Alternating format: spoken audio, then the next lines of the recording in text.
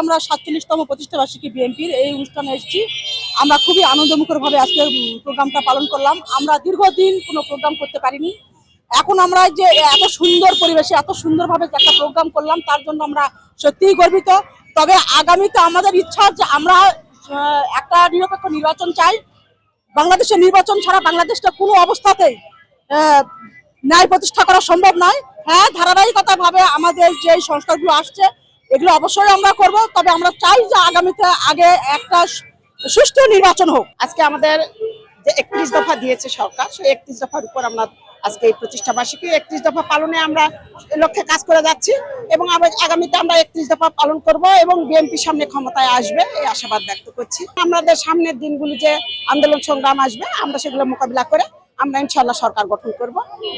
দেশ নায়ক তারেক রহমান দেশে ফিরবে, আমরা তার নেতৃত্বে আমরা সামনে এগিয়ে যাব ইনশাআল্লাহ। আমরা 5 আগস্টে দেশ স্বাধীন হয়েছে, কিন্তু স্বাধীন হয়েও আমরা স্বাধীন হইনি। আজ ভিপি নুরের কি অবস্থা, মৃত্যুর সাথে পাঞ্জা লড়ছে। এরকম আরো অনেক কাহিনী আছে। অনেক দেশ কোনোভাবে শান্ত হচ্ছে না এক কথায়। এই জন্য আমরা চাই, আমরা মনে করি বিএনপি পরিবার থেকে আমি একজন মহিলা দলের সদস্য হিসেবে বলতে চাই, খুব তাড়াতাড়ি নির্বাচন দিতে হবে। নির্বাচনের বিকল্প কোনো কিছু নাই।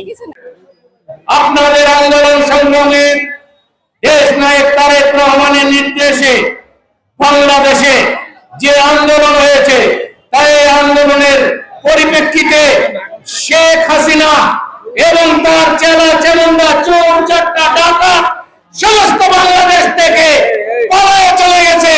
আগামী দিনেও যারা ষড়যন্ত্র করছে তারাও ইনশাআল্লাহ আগামী দিনেও তারা যারা ষড়যন্ত্রের সঙ্গে জড়িত তারাও বাংলাদেশ থেকে চলে যাবে ইনশাআল্লাহ। আমাদের মধ্যে দ্বন্দ্ব থাকা যাবে না। থাকা যাবে?